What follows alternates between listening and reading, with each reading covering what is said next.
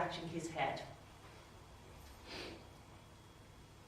There is a candle shining, and as he leans over it, it illuminates his pock-marked face. He picks up his quill and begins to sketch in his sketchbook. He draws lips, a mouth.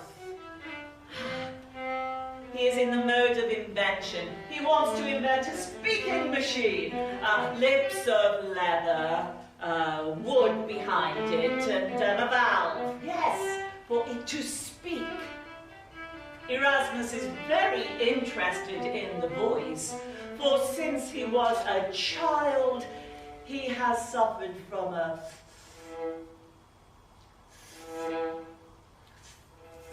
stutter. This does not bother him. In fact, he says it gives him an advantage. It gives him time to think. And he has been talking with Benjamin Franklin about these things, about phonetics. Yes, and oral articulation. Different voices in different languages and different dialects. It fascinates him. Then he thinks, tonight when the other men arrive, yes, he brings across a glass vitrine and fills it with rocks and fossils and minerals and closes it. And as he stares at it, he mutters under his breath, E conches omnia, everything from shells.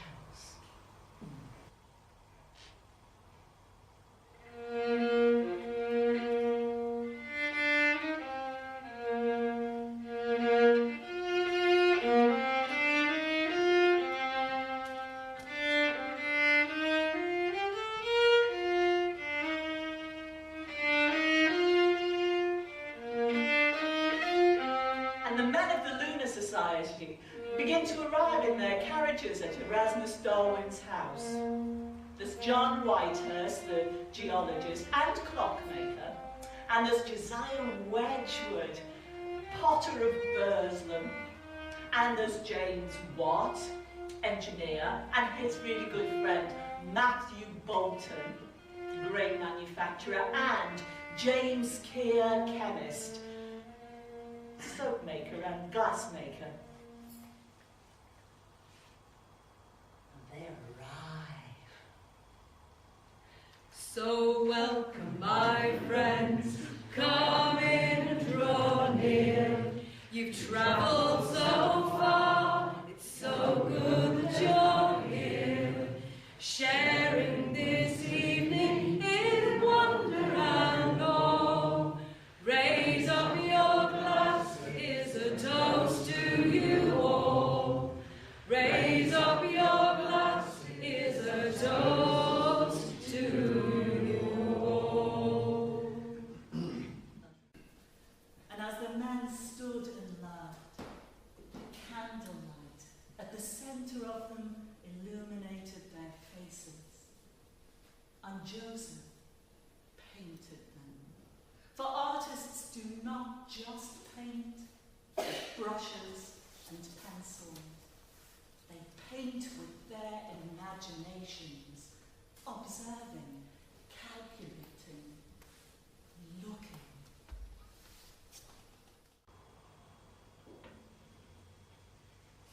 Erasmus Darwin is standing with the others around him. He says, "Gentlemen,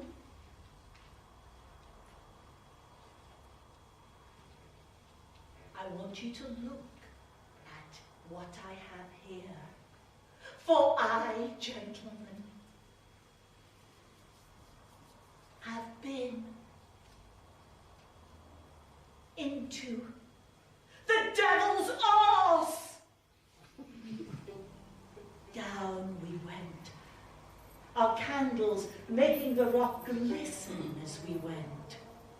Down and down, as though we were going down some great, rugged, craggy rabbit hole.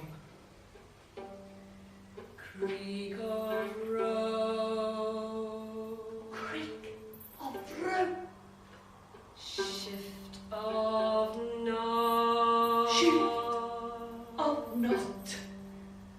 Touch of cold. Touch of cold. Rasp of breath. Rasp of breath. Creak of rope. Creak of rope. Shift of knot. Shift of knot. Touch of cold. Rasp of breath.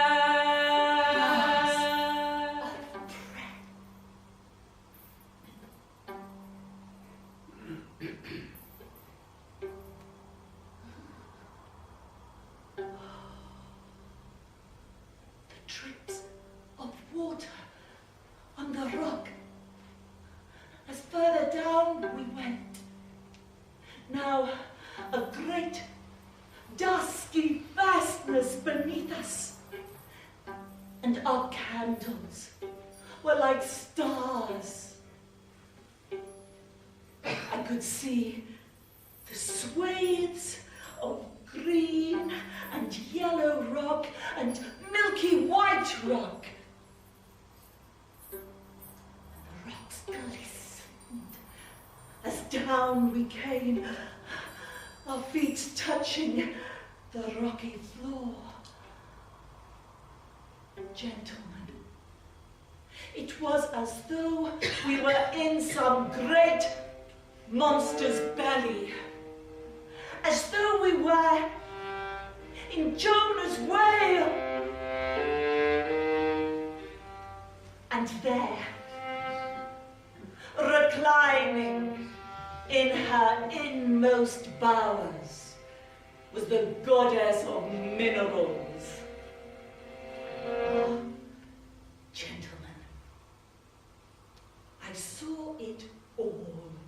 One man is old. One man is young. One man is frail.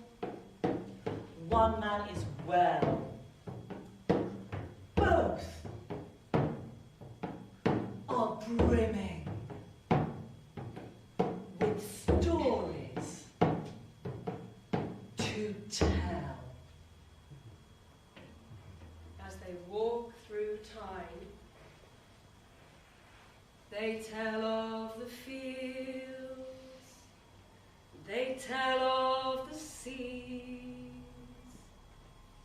they tell of the mines and the factories, and they walk as captains, and they walk as slaves. They walk into war, and they walk to their graves, and their children walk, and all too soon they have flown through the dark